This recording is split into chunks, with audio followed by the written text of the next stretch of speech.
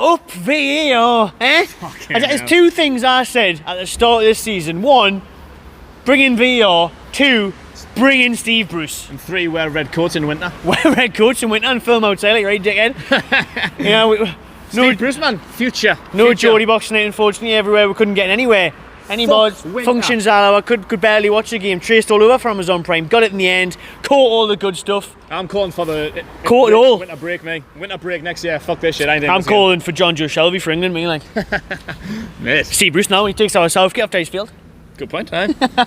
Steve Bruce 2022 World Cup. Now again, Qatar World Cup while winning it under Steve Bruce. What a result that was tonight, mate. I mean, we in the preview and a lot of Geordies didn't give Newcastle a chance tonight. Nah. We said and everyone said we'd take your hands off for a draw. This is a Sheffield United side. They've been getting plaudits all season. We're in and around the top 6. Newcastle are now tied 10th with Sheffield United. 4 points off Europe, 5th place Wolves. Yeah, a point off Arsenal as it stands. The draw with Brighton 1-1. Point off Spurs, point off Man United. All these teams, Brucey's got the black and white mags right up there. Can you believe it? Counter-attacking, defensive, away from home to perfection. Rafa would have been proud of that one, wouldn't he? He would have. That was a really good performance, like I say, before the game. No one really gave him much hope. It was a bit of a scrappy game at times. Possession again, we really need to improve. Like at the end of the day, 20% won it. At the end of the day, we got 3 points. So it's obviously not be all. It's not be all and end all, but it is quite embarrassing when you see like 25% possession. That's bullshit. That like. I don't know if it was. I think it was about 2 shots on target. Now 1 at the night, so that's all we ended up getting. Towards the end, we had a few more chances. Like I didn't want to hate on Joelinton too much, but when he came on, what the fuck, man? Why doesn't he shoot? Why doesn't he just shoot? Clumsy, man. Like he just literally just doesn't look like he knows what he's doing. He doesn't know if he's a footballer. Some good footwork, and then Albie just didn't unleash the shot. I've got no idea why. But we'll focus on the positives. And Joelinton was replaced tonight in the starting lineup by Andy Carroll. I didn't see How much of a surprise was that? The man wasn't fit enough for the bench a few days ago. Started the night, he was running out of the shop. He looked sharp. He did, Billy Sharp, Andy Sharp. Play him centre back. He was getting his head on fucking Sharp front, made some vital clearances at the other end, but obviously the main talking point tonight is John Joe Shelby's goal. Andy Carroll with the flick onside clearly, thankfully to VAR. Thankfully, like you said at the time, Shelby, put it in the net, see what happens. As it was going on, I was screaming at the telly. I was like, put it in the back of the net. Because I thought from the naked eye, like, it looked onside. So I was like, don't you fucking dare give it back or stop. Put it in the back of the net. And if it goes to VAR and it was offside, then fair play. I didn't even think it was going to go VAR at the minute. I was thinking, well, what the fuck's the point in this? I know. Well, waiting. You were saying, like, what's the point in having VAR if they're not going to check it? But thankfully they did. And, like, as soon as they went to VAR, I was thinking, this is a fucking goal. And as soon as Amazon whacked it on, you seen the replay, clear as day. Clear as day, Andy was onside. I'm pleased, like, Shelby actually, like, had that about him. Like, because a lot of people might have just stopped, passed it back, fucking whatever. They would have, he was very smart in what he did there, Shelby, because Henderson there, keeper, he half-heartedly made that save it. Defence gave up. The Sheffield United fans, ironic cheers when Shelby put the back and like, way, who's cheering now, you bastards, eh? Geared up Newcastle, man. Geared up VAR, geared up Bruce and geared up Shelby. Shelby's transformed. Shelby's been reborn. That fucking the LGBT armband on him. He's been class the last couple of weeks. Some massive goals. Is he not our top goal scorer now? He is, 4 goals. I think Bindham's Clark with 2. And Williams with 2, 4 goals, he's fucking flying. I have to say, Andy Carroll was tremendous tonight. Absolutely outstanding. Exactly why we're saying him, exactly what you asked for him. Big target man, did his job to perfection. Like you said, even tracking back, clearing, chasing down every ball, and I'll try his heart out, and the big grin at the end there, and he once the final whistle went. Class, man. I don't think we're overutilised them at all, because I think sometimes that can happen. Pure Sam Allardyce tactics. Just we've got a big lad up front. We've got Peter Crouch just banging up to him. Well, there was a lot more crosses coming in the box, and that's obviously how the goal came out now. Maximum, fucking 5'6" to maximum with his nut on us. We're talking about VAR so much. I forgot about St. Maxim getting his first goal for Newcastle tonight. Absolutely buzzing with that. Buzzing with that. Like, so happy for him to finally get on the score sheet. Deserves it. And a header as well. It's another one of the front 3.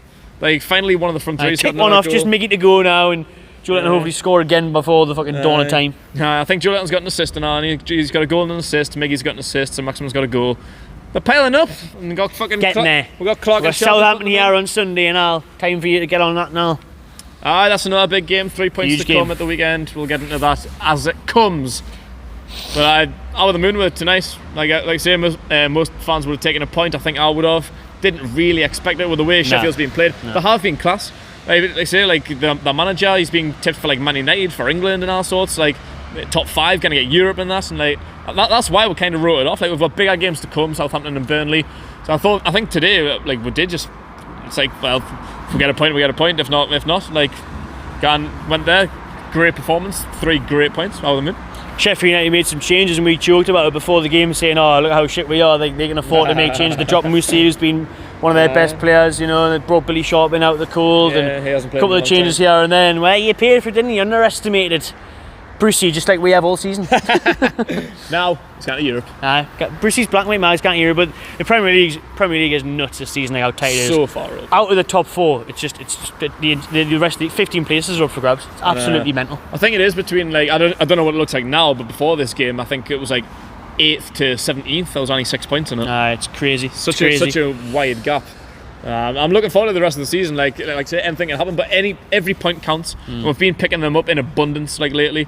Apart from the Villa game, that was a bit of a slip up. But other than that, if you take out that, what is that, like five games unbeaten or something? I think what we need to do is this weekend on Sunday is a game where Newcastle need to find consistency, because we've seen it before where they'll let these good results slip. Because if we get beat at Southampton at home, we beat Sheffield United away, it balances itself up. Because you'd expect the opposite. You expect to get beat at Sheffield and win at home to a relegation rival. Newcastle, I always say the opposite. Just same with like Villa, you maybe expect to scrape a draw, get hammered off City. Polar opposite, got hammered off Villa, scrape a draw City. Typical great point against Man City that we kind of took as a win. Like I say, like relegation teams like your Norwich's and stuff, like we'll get beat by. Typical in Newcastle. But we need to, obviously, it sounds stupid saying like, oh, we need to not do that. It's easier said than done, but like we just need to pick up that momentum. Just think how good a couple of points would look. I think even now, like a point against Southampton would look like a good result now that we've got today's game, because I would have said that the other way around. I wanted 3 points against Southampton, would have been happy with a point to Sheffield. We've got the 3 points today. If we can get a point, at least it's something, still not a loss. Like I say, like it's so close. Every point counts. So I think it would be a good point, but obviously we want to come here on Sunday and take all 3 points, baby. Damn right, baby. And the worrying thing is though, St. Maximin at the end there could barely walk. He's got an ice pack wrapped around his ankle. Obviously we'll hear the extent of that, I'm sure, in the next couple of days, but we only have a couple of days yet on the next game, so we'll pray that he's fit, like, because like we've said, the front three there. I mean, does Carroll start again for you on Sunday? If he's got the legs. It's probably the last start he'll make until fucking he retires. He didn't even look like it the night though, did he? I know, like how can you say, like, all season people have been saying, like, since he come back fit, people are saying, like, oh, we want to see him start, but it just wasn't feasible. He hasn't got the fitness. How can you start someone that you think you can only get 60 minutes out of max? Like, how do you know he's not going to hobble off after 10-20 minutes and that's a sub gone? But then he did look so sharp the night now, though. And even on Sunday, like, we're expected to see him on the bench and he wasn't there. He had a rib injury out of nowhere, fucking stirring his fucking tea or something. And then next thing you know, he's starting. Like, that was like the most out of the blue Carroll start I could have expected. Perfect though against a team like Sheffield United. He did really well. I'm out of the moon for him, and you can see what it meant to him at the end. Clinical tonight, Newcastle. Clinical. I don't know. I think it was 2 shots on target, maybe one more, maybe. But at the end of the day, we took our chances. Sheffield wasted some good ones, but how good was Martin Dubravka tonight? Dubravka was amazing. Fuck me. Absolutely. He kept us in that game, even from the get-go. Early doors, he made a terrific save. About a 9-star, 10-star performance from Dubravka. We'll come on to them. I made some clinical saves, like worldy saves now, like proper fucking Buffon in his prime. Gianluigi.